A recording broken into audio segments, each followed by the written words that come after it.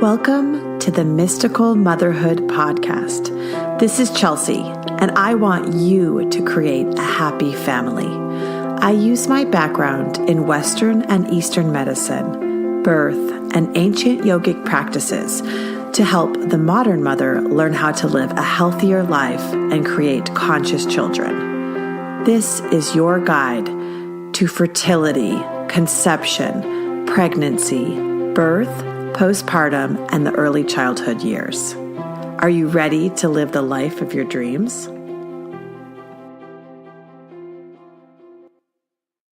When we heal our deepest wounds, we activate our destiny. And the destiny often has to do with these wounds. Because once you begin to heal them, you can offer this healing to others in a more massive way. This is episode number 32 of Mystical Motherhood's podcast. And Agnes is here today, and we're really looking at how she's ready to move into the future and serve women on a more massive scale, but also the fact that she has to sort of still heal some of her wounds from the past in order to fully activate her destiny.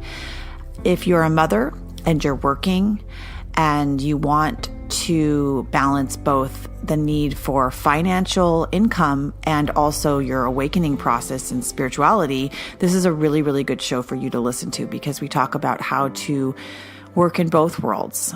If you like this podcast, please share it. If you have any questions, head over to Mystical Motherhood, the website, and don't forget to leave a rating. Thanks for coming.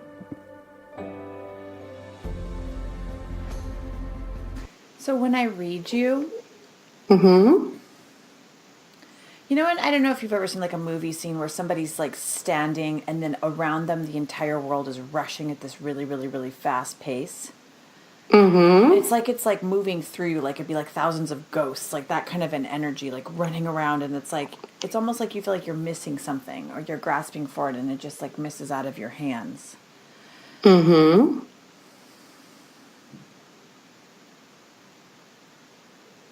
And it's like you can clearly see the steps that you need to go to get there. But there's a part of you that's almost afraid to move through the crowd. I mean, we'll go into what the scene means, what's going on, and there's a lot more. But tell me about what's going on and what's moving so quickly, almost past you. So you would say it's kind of around me, or I look down? The imaging doesn't matter. It just gives me a read of the energy that's going on with you, and it'll make more sense when we start to speak. Right. Okay. What I can identify with, if I think of this picture, first of all, my ancestors come up. That's what you say? Ancestor? Like my grandma and like, you know. Ancestor. So my ancestors come up kind of looking at me like, this is the step you take. Is that what I'm seeing? I'm seeing like these like figures walking past you, and it's like you're almost in this space of presence. That's right. And there's just, these are like ghost figures. Like there's like hundreds and hundreds of them passing you. Absolutely. Absolutely. It is I'm seeing? Okay, tell me more about that. So because I feel like everybody's watching me. You know, it's like my big step out in the world. Like I'm stepping out. Here I am. That's what I do. That's what I'm here for. So this is like the big moment, you know, just almost before a big performance, let's say, or something, you know, you get this goosebumps of this is your moment. And I'm like, I don't want to miss it. You know, I feel like, you know what it feels like? It feels like I want to please everybody. That's what it feels like, you know, it's like all these ancestors are looking at me and I want everyone to be proud of me. That's what's coming to me right now. You know what I mean?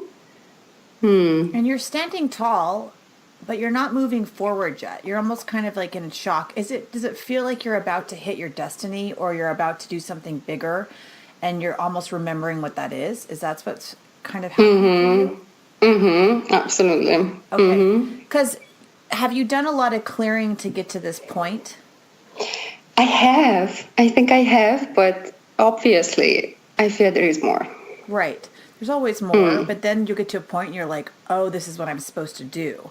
And then there comes a point of pause and reflection, because we all come down to this earth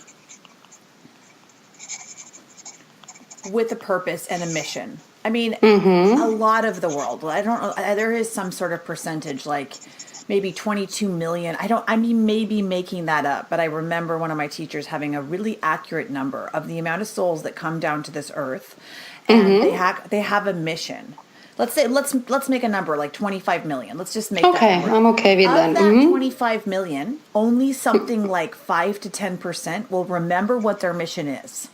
All right. And then of those 5-10%, only 1% will be able to, I mean, I can give you if you really want me to email, I can email it to you. But like only 1% of even those people that remember will be able to fully activate their destiny here on Earth. And so the subconscious and the programming and all this and all of that's going to be what you have to get through. That's why a Kundalini yoga is something that really helps you get through the subconscious trauma and all the things in order to fully activate that destiny. Right. And so it feels like to me, it's like in this image, you don't look scared. You're just having a moment of reflection of like, here I go. And there's no emotions. It's almost like they're just saying complete presence of like, okay. And the world is passing by quickly, but it's like you'll move through the more you move through with presence and from the heart, the easier it's going to be. I want you to close your eyes. And I want you to see these streams of either ancestors or energetics of our people around you. And I want you to create energetic space in your field. It almost feels like I'm Moses, through this. Yeah, you are. We're going to create more Moses. Really huge. So, right. So, do you see what I'm seeing? Yeah, it's like almost, yeah. Exactly. Oh, so big, so huge. I want you to open up the crowd and begin to project your energy. So when you go into working as a priestess or working, with the energetics, there's something called as above, so below. So when you start to work with women and you begin to activate your higher powers with women on earth, which you will do, you've got to understand that the energetic and spiritual work that you are doing above will complement what happens on earth. There's no difference. And so the best healers, like, you just have to remember that. I'm fully helping you activate that memory of, I am just as powerful here in this body as I am in this, mega spiritual world. So in this in this huge auditorium, or it's almost like a train station or something, like movement, I want you to just expand your field, because everybody's too close to you. That's right. It feels like that. And expand your field out, and so you have a good 8 feet all the way around you on all sides. 9 feet. Do you see that? I kind of see that I'm kind of creating a bubble, let's say, that people can't come closer to me. To this is I'm extending my borders. That's what it feels like to me. And it's also extending your boundaries and my boundaries. That's right. It's a boundaries and a borders thing. Because if and when you start teaching, if you fully activate your destiny, which you can, right, you will have to have some boundaries and borders. Absolutely. And in that, it's like you can also, I use mirrors a lot. My teacher taught me to use mirrors. So on the boundaries and borders of your energetic area, you can place mirrors either facing in or you can place them facing out, so that you can work in presence and from the heart center without having everybody look at you. Like, when they look at you, they should see their own stuff. Right. Reflected back to them, so that you become a straight mirror of all of their, you will always be someone's, as you go into the leadership role, which is what you're wanting to do here on earth, is you're always going to mirror people's insecurities back to them. Right. And the more you grow and the clearer you become as that energetic channel or illuminated being of light, the more people will they'll be attracted to that heart-centered in presence, but they're also going, so you're going to have as many people love you as they do hate you. Right. And then so there's three different type of people. That you're going to have the type of people that your soul family, and you're going to be best friends with them. You're going to have people that absolutely adore you and just think of you as like a goddess or a god, and they are like constantly giving you credit and love. And then you're going to have people that despise you. And the people that despise you, and you may lose a lot of friends. I don't know why this is all coming up. It comes. It's happening. It's happening. It feels like this is your truth. Please tell me if I'm going off track. Because it's what comes up. If I can say now, did you want to continue? Oh, just let me finish just one sentence, and then with the people that may despise you, you may lose friends, and because they're going to see through you their lack. And so you just have to send them love equally and stay in your present field. Does that make sense? Those three types of people. Absolutely. So what's going on in your life? This is just the beginning of the reading. Tell me what is really going on. And I want to specifically, they want to look at like self-esteem and actually looking at yourself in your own mirror and the relationship of the self-esteem you had with your mother from the past. Just a little bit, we'll go into that. And how that's like holding you back almost from moving forward. But tell me what's going on in your life. It's a very interesting period because right now I'm without my little girl for 2 weeks. My mother is looking after her, and it feels like this is my time to put all my courses together, what I would like to advertise during the autumn time, my individual treatments, my women gatherings, red tent movement and stuff like this, but especially individual treatments call me, like, this kind of womb healing, what I studied. And so this is the period I'm like inside of myself, putting everything together, bringing up all the, let's say, treasures. So it's like I always feel like a treasure box right now, and I'm just bringing up these treasures, what I can give to people. So that's and the interesting thing is, like, I don't practice motherhood right now for 2 weeks. So it feels like a luxury, so I can just concentrate on my own truth, let's say, as you said. So that's what's going on right now. And so a lot of the things they're saying to me. So it's like for you, you're feeling overwhelmed because it's like the pressure's on, right? Like you can do it now, or that, you're feeling like I'm really ready to step out. But there's this self-esteem thing that's just kind of gluing you back into your old way of being. That's one. That's right. The second thing is I can't tell if this is who's speaking now, but they really want you to think about, like, you need to create almost a sacred container right now. And that's like no social media and no comparison of like, what does somebody else create that I can compare myself with? And how can I go off of that? It's not about that.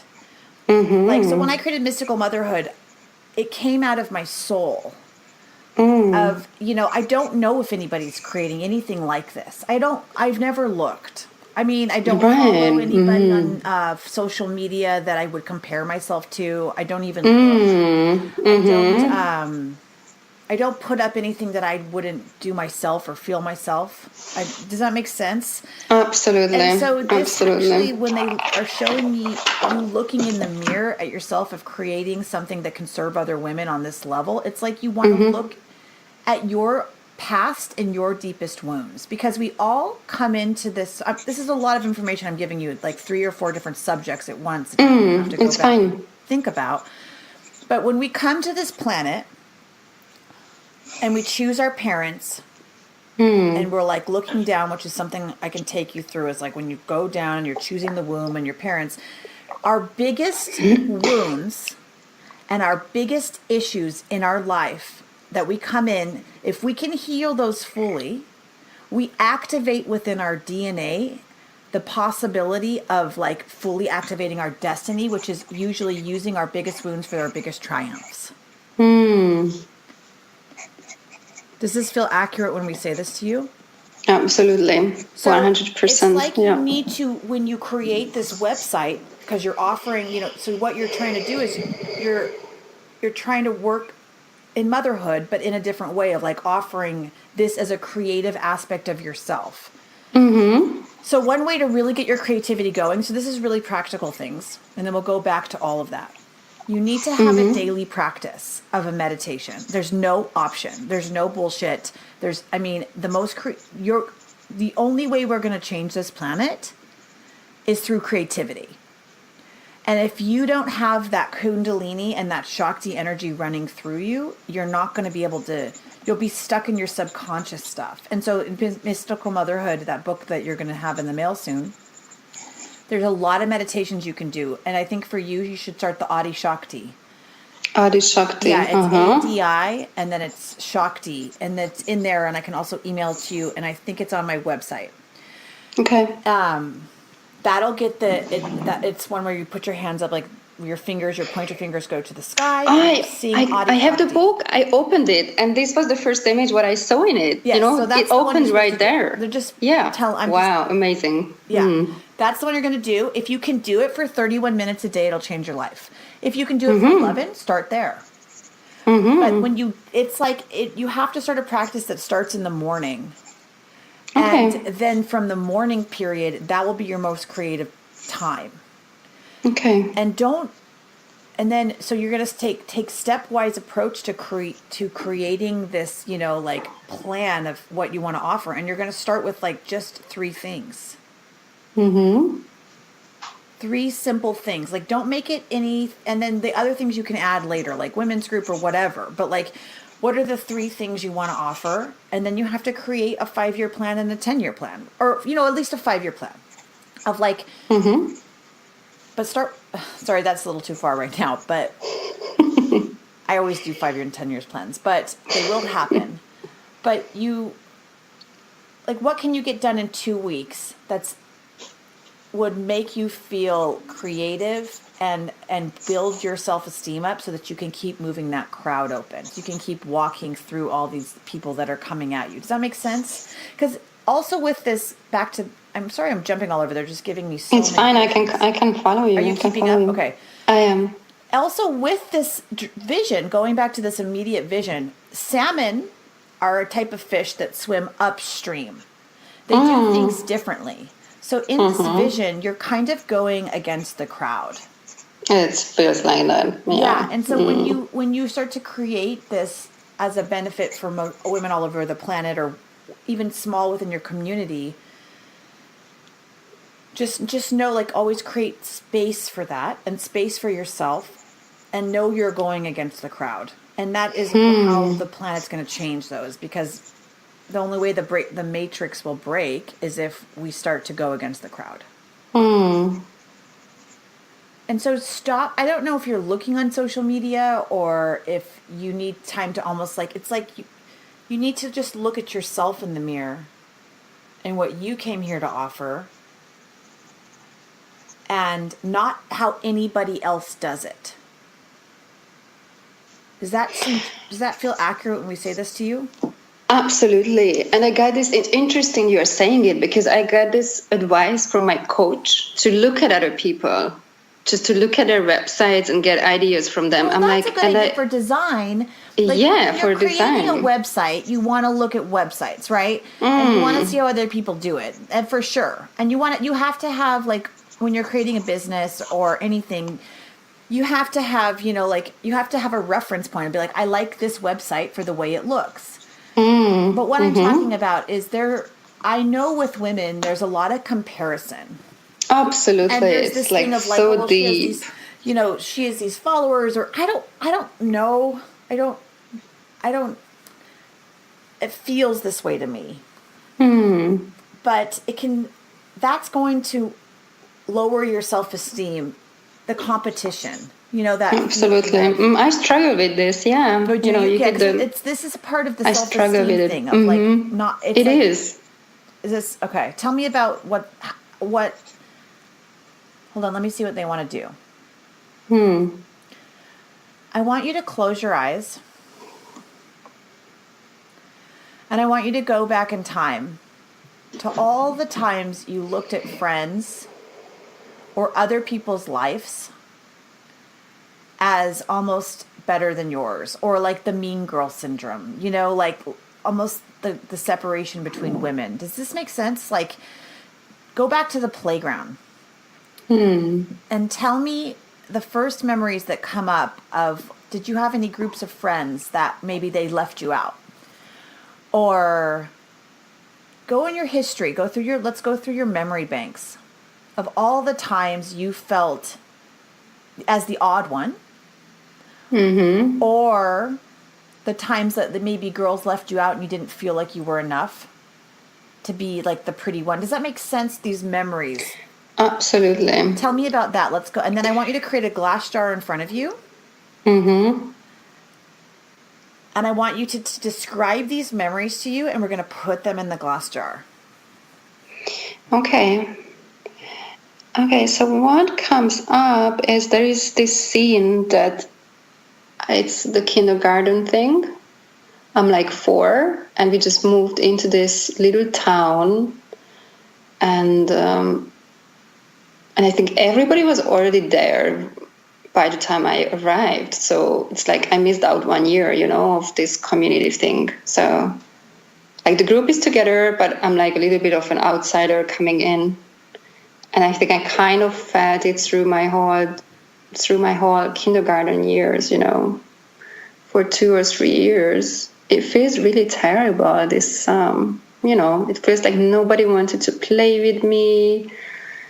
Exclusion, they are playing with the sand and they send me out and stuff like this. And the worst thing is that take the child, I don't know how you say, those ladies, who are taking care of children, they kind of didn't say anything. They didn't react. They encouraged They did, right? Something like that. It was terrible. Like, I don't know, like really, really, really bad stuff is coming up. Now go forward in time. There's more. Go to like middle school, high school. It's the same because constant. It's like a lot of. It's constant. It's constant because I was originally born in Transylvania, which is like a part of Romania. Okay, I have Hungarian roots. And my family moved to Hungary. And then it's like, we were always called Romanians, but I don't even speak Romanian. So it's like all this mix up with this ethnical background. So it's a historical issue, but of course it became my personal and social issue. But yeah, it goes through high school, middle school, absolutely. It's everywhere. And with those memories, it feels like being left out and being the odd one, kind of the different one in the crowd, not feeling as beautiful as the other women, and almost a sense of competition that you would go smaller, but there's a grind of like of the giddiness and the that negativity with the women. Right? Does this all feel accurate? And so what this does in the present moment is it's making it hard for you because you're trying to go and serve women. So one of your biggest wounds, tell me if we're not being accurate here, is one of your biggest wounds is feeling left out with women, but yet you're trying to gather women in your community on so many levels, in the garden, in motherhood, in womb healing, in your private sessions, and you're trying to move fully into your embodiment of the divine feminine priestess on this planet, but yet one of your biggest wounds is not trusting women. How does that feel when you say that to you? In a way, it feels like I'm torn into 2 parts. I was looking at this, something interesting comes up. I was like, I went to this exhibition. We have Frida Kahlo, this Mexican artist. So we have her paintings now. And I was writing about her, and I was looking at her, and I was like looking at her work I spent like a week with her, basically. And, she has these pictures when she's like 2 sides of herself, kind of facing each other, holding hands, kind of belonging together, but still their hearts are bleeding, you know, they don't have.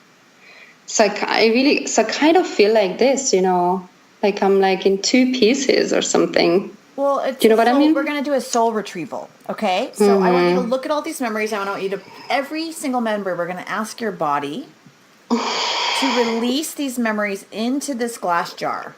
Like all of the memories where the women, Yeah. you know, And I feel have them these. pouring out. It's almost like a black goo that comes out of your throat where you could scream. Yeah, and I have these ballet classes, you know, everybody's looking beautiful with tits and menstruating, and I'm like, I was skinny, no tits, no menstruating, you know? Put that And memory this, in anyone else coming up of all the comparison, all of the comparison, ah, the low oh, self-esteem. You feel it? it's like all over my body. It's like coming from my roots. I can feel it. It's like in my root chakra, you know? It's like, And then we're just coming going to through my allow throat. light to Yeah. enter your body as it clears out. And when you do this type of healing, you do it for every woman. And any woman listening, it can do it at the same time as you. And it's like, as a group, if we can look at all the times that we compared ourselves, we felt left out, we felt like our body wasn't as beautiful as another woman, and yet we're the same creatures. And so let it burn out of you now. And I want you to use the purple flame of Saint Germain to allow your body to almost walk into the fire. Or you're going to use the process of alchemy to allow this all to burn away from you. So allow it to just melt away all the blackness, all the pain, all the disgust, all the eating disorders or the not eating, the trying to, especially that eating disorder stuff, anything like that. I want you to, any memory that comes up around not eating or dieting or working out or even seeing other women do that, that's coming up a little bit. Yeah, because I was an athlete. I was a dancer for many years. Yeah, Obviously, tell me about aiming the for eating disorder. beautiful. Let's get that out too. So I would get these emotional eatings. Like I would just literally eat everything out of the cupboard. So, but then I would go out for a run to punish myself. So I have this thing. Right. There's all kinds of forms of eating disorders, and probably 95% of women have one. Absolutely. I I would agree. say 99. So it's a dysmorphic comparison, and it's back to this. We are all one creature, one woman. And if once we can own, and society wants us to hate ourselves because we're the most powerful creatures on this planet. Yeah, So I the know. Matrix wants us to dislike ourselves. Because then if you take away the power of the most intuitive creatures on this planet, who will rule? Not us. Yeah. And so if we can almost all of us stop the pettiness of, comparison and you're prettier or I'm in competition. And if we can, so that's your wound. So watch it burn. We're going to burn it out. We're going to ask of all the cells and the DNA, we're going to ask the goddess Isis to come in and just any sort of DNA changes that need to be done to clear these memories from your system. Something else comes up, can I say? Yes. So this pee thing, I hate it. It's like this pee thing. I used to like pee in my bed. So it's like this shameful memory of, again, like it used to happen like through my teenager years almost until I got my period. So this pee thing is back, it's like this disgust with my body that I can't control during the night. That's an emotional release. Like that, were you going through any abuse with your parents or anything at that point in your life? Yeah. Or a boyfriend or something? I have an abuse from like 3 years old. I had a grandfather sexual abuse, but that's like 3 years old. It's still there, sweetie. I worked a lot with it. So with the bladder holds on to like the emotions. It's the emotional container of the body. So when the bladder is constantly being released, it's like relationships. It's like, it's different. I'm just going kind of wider for everyone, because that memory, actually, the peeing is actually a full session in itself, just so you know. Right. It's I not can that's feel almost it. like they're saying like a Yeah. separate entity. And there's almost some forgiveness needed for yourself in that period of time of the needing to release the emotions around all that and not being able to. Did you Yeah. have a lot of sexual partners then at all? During my 20s, yeah, I did. But not my teenager years, because I was in a religious boarding school, so we didn't have any access to men. But in my 20s, I would say there were a couple of years, yeah. Okay. But it wasn't during that period. I mean, this, so that the urination, that's a whole, like, we would have to do like a work on. I want you to just put it in the bucket and Okay. allow the memory to just release. And then, so once you Yeah. tell me when it's all burned with the purple flame of Saint Germain. I really have to pee. You think it would be okay to release a little bit Right physically? now? Yeah, go. Yeah. Okay. I Yeah, see you're you supposed to. soon. You're just letting it go. Yeah. Okay. Absolutely. I'm back soon. Okay.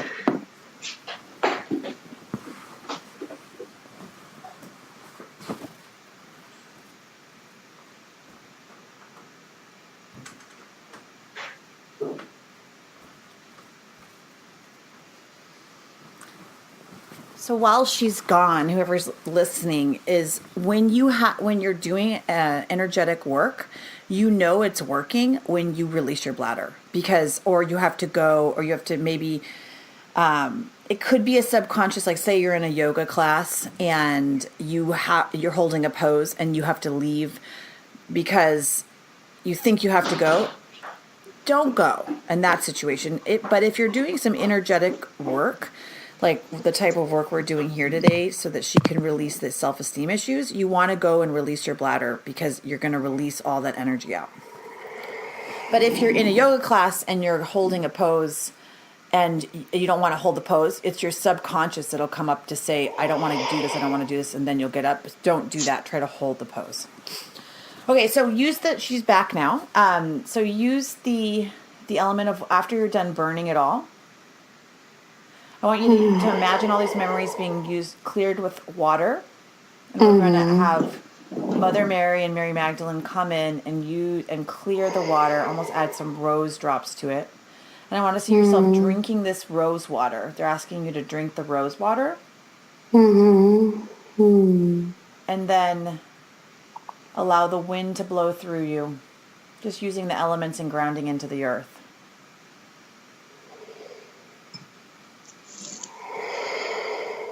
So with all this, but I mean, it wasn't an accident that I said your biggest wounds can be your biggest triumphs once fully healed. And so the reason why you're having some issues with moving forward with your destiny or your hopes and dreams for helping women is because you haven't fully looked at all of these issues in the level that you need to. And that's okay, and that's a part of the process, but that's probably why you're almost in like a still looking at the subconscious. And, still seeing the reflection of the subconscious around you, because you could think you're healed, but then you wouldn't have seen the Frida Kahlo painting and been as affected by it. Like if you were more healed, you'd look at it and you'd understand, oh, she's looking at herself and her core wounds, and you let it go. But like once you hit your destiny and you've cleared the type of, energetics and ancestral baggage, you can move forward with lightning speed. You can get something done in a year that would take anybody else 10 years. There's no such thing as time. But you just still have some more of those wounds to release around it. And so you just have to go in and say, okay, if I'm going to gather women, I can't have this baggage and this, because I can't have this type of, subconscious energy or like lower chakras energy. So this is something else to think about. So on your journey of finding healers, there's a lot of powerful healers that like have a lot of energy running through them, but they haven't done the subconscious, or they haven't done the lower chakra work. So the safety, love and belonging, working through they're fully through their womb, but they still have a lot of energy to heal. But so I always want women, I hope to create women that work through all that baggage first, rather than become the healer first. It's like you'll be a more powerful healer if you can work through your own stuff fully. Because otherwise you're gonna attract more students that are gonna mirror your own stuff for your own healing. That's for sure. And then they'll make you mad, and you'll be like, why is this happening? And so what you want is you want to create, teachers or people out there that can clear, not for your own healing, but for their own benefit. Does this all make sense to you when we're saying it? And I've got this pressure from my partner, he doesn't understand what I'm going through. And he's like asking me, like, what did you do in the last year exactly? Why are you not earning money? I've got this energy coming from him, this masculine kind of, you should be ready, just do it. It doesn't matter if you're not ready fully. But I'm like, I'm not ready fully. That's what I feel. I still need to go through things. Well, right. And the spiritual awakening process, especially, which was activated when you became a mother, really, it's a long journey. And so the clearing of, for me, I'm still clearing myself, but I did hardcore work. Weekly to bi-weekly, hours a week with a full-blown Kundalini opening for 6 years. And so it's a long time. Yes, and it's still more stuff to do. But that was with the help of a massive Kundalini opening to go quicker, which helped me to become a clearer channel to. I don't still have more things to always work on, but to reflect back with other people, they can amplify themselves, right? So that's right. You should need in this 2 weeks. It's not just about the pressure to create, this higher spiritual thing. It's also, it sounds like you need to start, if you have a child, you need to start to do both sides. Like, how do you create love and belonging and safety for the child, which may be through a part-time job that just brings in money. And then you spend the other, 2 days, 1 day working on yourself and 1 day offering to the world. But until you have these base things created, you can't create a better offering. So maybe you take the next 2 weeks to find where is there somewhere that you could work that he would, it creates a balance between I can work because it's really wonderful to do. Unless you want to fully go into it, but you may not make the type of money that you need to make in this spiritual world. You have to do it. It has to be a creative aspect too. Have you ever thought about that? Yeah, I have. The funny thing is that I do send out applications for part-time jobs and I don't get accepted. And I think it's me why I don't get accepted, I don't. You know what I mean? Well, you need to go in and you need to speak with them. You need to go in getting a job doesn't have anything to do with the application. It has to do with 60 to 70% of the reason someone gets a job is their energy when they go in the room. It doesn't have anything necessarily to do with. Yeah, I know what comes up. Yeah, I know what comes up. So I have this resistance. This is the crowd thing again, that I don't want to be involved in everyday life issues. I don't want to be involved in the crowd because otherwise I've got this belief that I am not going to be able to keep up myself on this, on this level, which I'm at now. Obviously I want to go higher, but I feel like if I'm involved in everyday issues, everyday life, then I would drop my energy level. You know what I mean? This is a problem of there's, a lot of spiritual workers out there that are I'm living in fifth dimensional reality. And I personally sometimes definitely feel like I'm living in fifth dimensional reality. But guess what? The world isn't going to change if we're all in fifth dimensional reality. And so in the yogic system, which is, my first book's based on mystical motherhood, which is the yogic system, is that and the Kundalini yoga, which is why I like it, is a householder's practice. So it's like, yes, you can live in these spiritual realms, but you also have to go out in the world and be able to be a balanced person. And so what these meditations do is they change your auric frequency and your auric field so that you're not really bothered by the everyday world anymore. So that it doesn't, like all the news, what you want in this day and age, in the Aquarian age, and is you want to be in neutral. So, because there's always going to be a positive side and there's always going to be a negative side. So I was sitting at dinner last night and this woman said, "What do you think about children watching TV?" And I said, "Are you kidding me? Like, we live in a technological world. Are we going to tell our kids they can't watch anything? We'd go crazy. Like they didn't come to Earth. They knew what they were getting into when they chose this planet. Whatever, they know what they're getting into. So what you have to teach them is, how do you look at a massive amount of information or a ton of people looking in the crowd, just like you, how do you look at all that and see the positive of them and see the negative of them, but come to like a neutral understanding of presence?" And that's what you're supposed to be learning how to do right now. And one way to do that is mantra can help with the neutral mind. So playing different mantras in the background that'll cut all the negativity out and help you get to the positive mind. A really fast and easy way to do it. The meditations, having a daily practice it's not an option. Because you're gonna have so much traumatic subconscious crap, you won't ever be able to move forward because the subconscious will constantly be playing the old stuff. So you have to do the inner work, big time. And so you could waste your whole day wasting your day, or you can just do a meditation and probably get more things done. Does this all make sense to you? So what you're saying is right now to kind of structure my time, that I would work a little bit somewhere. You just need to, just like you would take this 2 weeks and you structure your 2 weeks of what can I get done while my child's gone. It's like you need to start to structure your life in that way as a mother that's going through, you're a single mom, right? Yeah, I have a partner, help. But But so you're wanting to go, gain your spirituality. And you're also wanting to start a smaller business and you want to bring in money.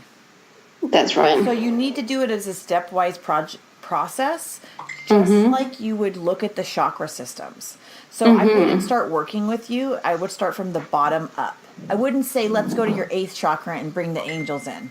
I would never say that, because we'd have to make sure you're, ready for that type of energy or ready for that 5th dimensional stuff. You have to work through the shame, the guilt, the trauma from childhood, all the things that nobody wants to work with. Any trauma, the memories we just went through is one example. You have to work through all that stuff first. And then it's like you work up. And once it's clear, then you can get to these higher channels and begin to do the work in the world. So, So if you structure your life in that way, okay, what do I really need? I need money coming in. So you make it a priority in the next 2 weeks to go and find a job where money's coming in. That's a priority because you have a child. So that's a base need. So in mystical motherhood, you'll see that there's base needs. So I used Maslow's hierarchy as a way to structure your life.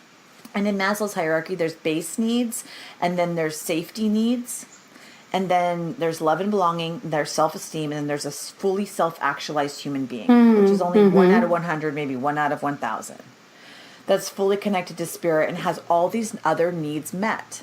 So with you need to be like, are my base needs fully met? Am I sleeping right? Am I eating correctly? Am I working out? And safety is, do I have money coming in? Am I feeling safe around, my husband or my partner? You have to make yourself work up this ladder to awakening. And when you do that, you'll be a much stronger teacher. But then that comes down to structuring. It comes down into a bigger plan, but also then structuring your day in a way that's, I get up, like my day, I get up, I meditate for a very long time. And then I work with clients, or I do my writing in the mornings. I'm writing my next book. And then I work with clients. And when I'm out of this country, I can't work in Europe right now, but I'll have a part-time job too. Because I need to work in both worlds, and I'm going to get it can't just always be against the crowd. It sometimes has to be, a neutral zone. Does this all make sense? Absolutely. You know what I'm thinking? That I do have an apartment and I'm renting it out. It just came up, and I think it's interesting that I am renting it out for other people. And what happens is right now that I'm like, we go through this repainting, refurnishing, taking the windows, taking the door. And it almost feels like this is part of my journey, that it's like a little old flat, it's cozy, but it's old. And, I need to make new things. I need to make new arrangements so I can, obviously it's a kind of investment that I want to put in money so I can take more, but this is just so I can take more money in. But the main point is that I really feel like this whole cleaning process is connected to what's happening right now. You know what I mean? Because I do. And a lot of times with women, it's a lot of times rearranging your subconscious and rearranging your inner world will be done through houses. And so women will, when I constantly dream about houses, I meet people in houses, I work with people in houses. I'm in a different house, 3 times a week at night for the last 7 years. And so the house, even in my book, you'll read like the house is a representation of yourself, specifically through the feminine. Because most women really love a beautiful home, and it's like, what is and restructuring the home is a reflection of what's going on the inside. So like decluttering or is like, how is your consciousness being reflected out in the beauty around you? And so you creating these other homes, it's like you're just rearranging yourself too.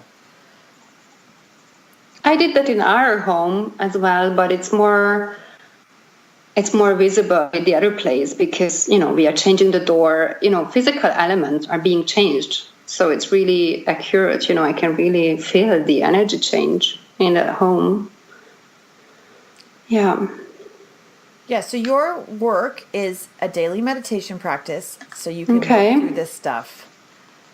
And then you don't have to have all the womb stuff done within it's like, for that, it's like you're just going to start to offer it to friends and family. And then, so you're practicing with them. You can't just go and do something unless you have a good practice. Mm-hmm. And so that has to come before you start taking clients. Okay. It's called like level 1 and then level 2. Mm-hmm. And you'll know you're going to level 2 when you start to spread out to people around the world. And that's when you know you're moving more into your destiny. Mm-hmm. So start with your friends and family and start to offer, just call everybody you know and just practice. So just say, I'm going to give 10 free away. Mm-hmm. I'm going to do it 10 times and maybe 15. And then if they like it, they'll come back and you can start to charge them and you could do a donation, right? Mm-hmm. And so like creating a website and doing all that stuff, that's just going to lose more money until you have a product to really offer. That's so you the need problem. To create the product. Mm-hmm. I need to create the product. That, you'll know what you're going to write about. So rather than this week thinking about everything you're not doing, go and do it. Go and find 4 friends this week and practice your womb work. It's going to help you with your self-esteem. And you're going to heal the core wound of not feeling included with women on the planet. Mm-hmm. And then you're going to look as your priority for a part-time job that brings in some money so that you can do this on the side so you can build this business. That's really the practicality of like what you should be doing in a practical sense. Does that feel accurate? Mm-hmm. I can really resonate with your sentence that I need to create a product first, with full, not just enthusiasm, but full awareness. You know what I mean? It's like I need to be aware of what I'm doing fully if I want to work. You need to be aware of what you're doing fully, and you need to activate it within your system and fully activate the powers of what you want to put out there, you can't just offer it until you've activated it. Yeah. You can't create women's circles until you fully healed yourself. I mean, there's a lot of women out there that create women's circles to heal themselves, but guess what they're doing? They're stealing all the other women's energy. That's what I was just thinking about it right now as you said it. What are other women doing out there creating circles and they are not, that's what so there's all kinds of you read my mind. But like a lot of women who create, there's all kinds of ways to steal people's energy, and you can lead a circle, or you can go and lead a circle and have all your friends go and then take their energy and use their ideas. Well, that's what happened to me when I went to the priestess school. I found out the teacher was stealing my energy, after some time. So that's definitely, I don't want to do that. I had like pain. Figure it out what you want to offer. Now, practice with people. Use that 2 weeks. Use the next 2 weeks to look for a job and really get one that you like, yoga studio, whatever it is. It doesn't really spread yourself out, and then look at your own self-esteem and barriers of why you're not being able to get a job. You should be able to get a part-time job. You can do it. You can absolutely do it. If you need to walk around the city and you need to go into places and be like, look, I can work these hours. I want to work here. This is perfect for me, And then you start to offer your gift. Things will start to move. You'll start to heal yourself as you offer your gift. I hope you enjoyed this podcast. If you did, please leave a rating. Share it on social media. Let your friends know. Visit the Mystical Motherhood website, www.mysticalmotherhood.com.